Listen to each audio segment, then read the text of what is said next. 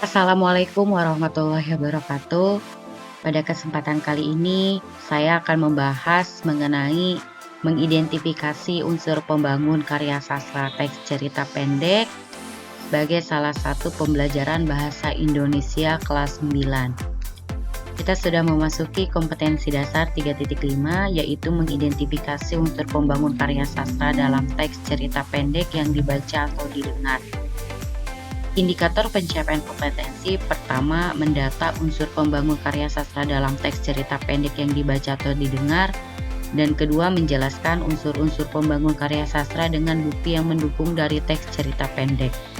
Tujuan pembelajaran: setelah melaksanakan serangkaian kegiatan, diharapkan peserta didik mampu mendata unsur pembangun karya sastra dalam teks cerita pendek yang dibaca dan didengar, dan menjelaskan unsur-unsur pembangun karya sastra dengan bukti yang mendukung dari teks cerita pendek.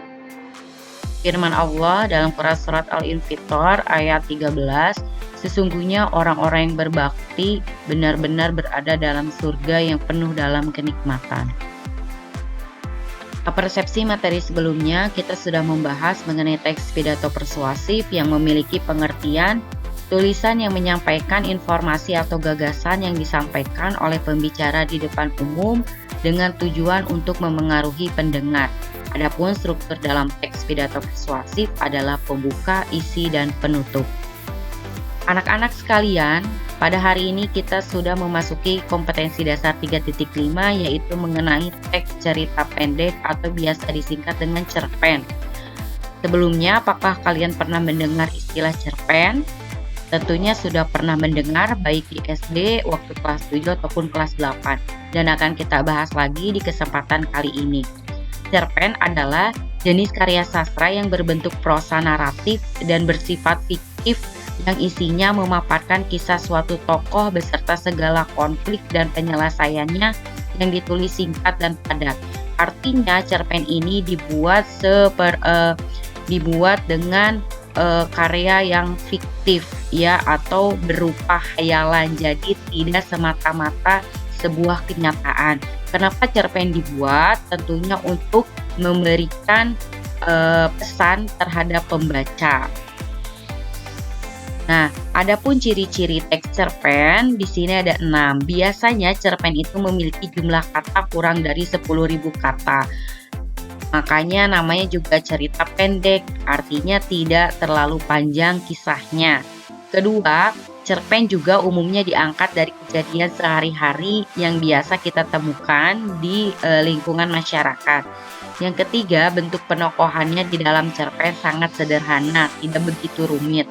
Yang keempat, cerpen hanya menceritakan intisari dari cerita tersebut, bukan kisah detail para tokohnya. Yang kelima, mempunyai alur cerita lurus dan tunggal. Seperti yang tadi Ibu bilang, tidak begitu rumit karena begitu singkat ya, karena memiliki cerita lurus dan tunggal. Dan keenam, biasanya hanya menceritakan satu kejadian, tidak lebih dari satu ya. Nah, unsur pembangun teks cerpen ada unsurnya di sini. Yang pertama, tentunya ada tema. Tema dibuat untuk membangun dan untuk memberikan sebuah cerita supaya lebih menarik pembaca. Yang kedua adalah tokoh. Di sini tokoh adalah individu rekaan yang dibuat oleh pengarang untuk membangun cerita.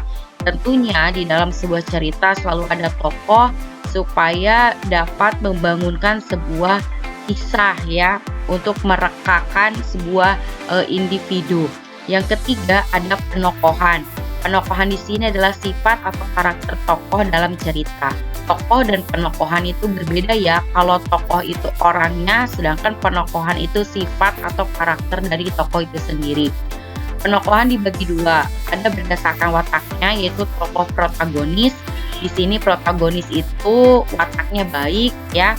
Yang kedua tokoh antagonis, biasanya kita kenal dengan tokoh yang jahat.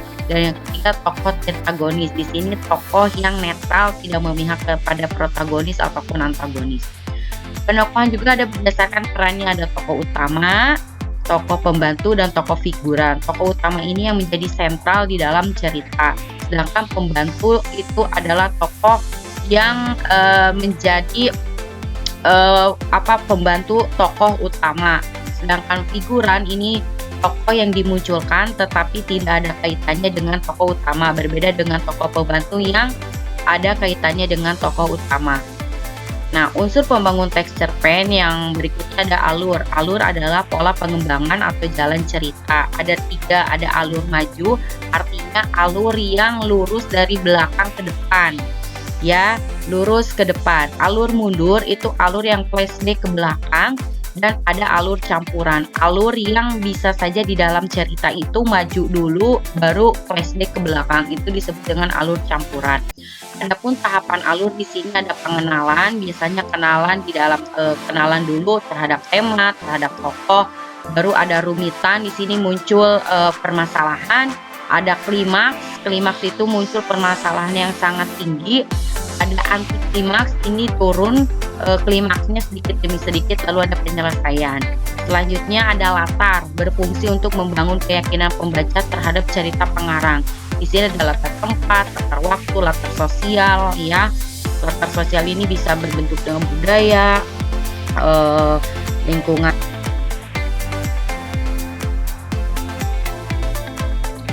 Yang keempat ada sudut pandang.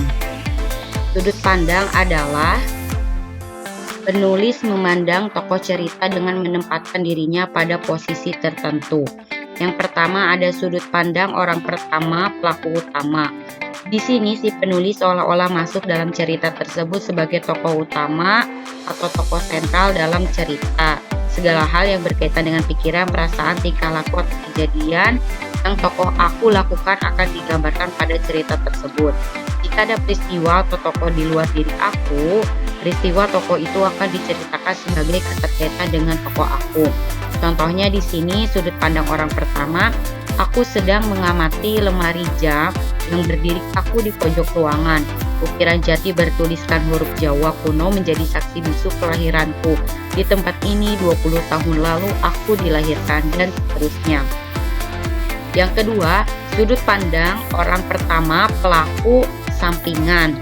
Pada teknik ini, tokoh aku hadir tidak dalam peran utama, melainkan peran pendukung atau tokoh tambahan. Kehadiran tokoh aku dalam cerita berfungsi untuk memberikan penjelasan tentang cerita kepada pembaca. Sementara tokoh utama dibiarkan untuk menceritakan dirinya sendiri lengkap dengan dinamika yang terjadi. Nah, contoh sudut pandang orang pertama pelaku sampingan adalah Drak. Sekali lagi aku dibuat kaget dengan suara pintu dari samping kamarku. Erika pergi terburu-buru sambil lari tunggang langgang, sepertinya ia terlambat kuliah lagi. Erika adalah gadis yang manis, ia ramah dengan semua orang, tidak heran jika banyak yang menyukainya. Yang ketiga, sudut pandang orang ketiga serba tahu. Di sini pada teknik sudut pandang orang atau pihak ketiga, kata rujukan yang digunakan dia, ia atau nama tokoh dan juga mereka atau jamak. Nah, contohnya di sini sudah 6 bulan ini Naomi terjun pada dunia tarik suara. Ayah dan ibunya tidak ada yang merestui jalur karir yang ia geluti. Ia sampai beradu argumen dengan sang ayah yang memang memiliki watak keras. Keduanya sempat bersitegang sebelum akhirnya dipisahkan oleh sang ibu dengan derai air mata. Nah, yang ketiga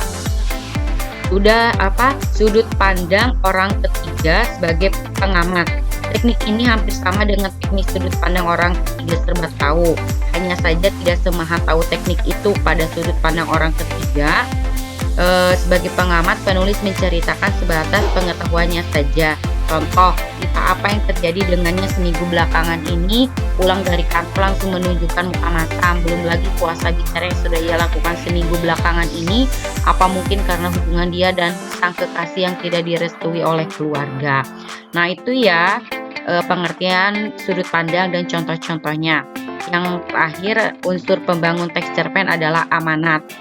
Amanat adalah pesan yang ingin disampaikan pengarang kepada pembaca atau penonton atau pendengar. Terdapat beberapa cara mengungkapkan pesan, yaitu secara eksplisit dan implisit. Secara eksplisit yaitu pengarang mengemukakan pesannya secara langsung tertera dalam cerita. Kalau implisit tidak langsung tertera dalam cerita. Nah, sebagai contoh kalian sudah pasti mengenal cerita Malin Kundang. Nah, cerita Malin Kundang itu memiliki pesan apa? Yaitu kita sebagai anak-anak tidak boleh melupakan semua jasa-jasa orang tua, apalagi sampai mendurhakai orang tua kita sendiri ya. Nah, terima kasih anak-anak. Semoga kalian paham dengan pembahasan hari ini dan jangan lupa dikerjakan tugasnya. Tetap semangat. Wassalamualaikum warahmatullahi wabarakatuh.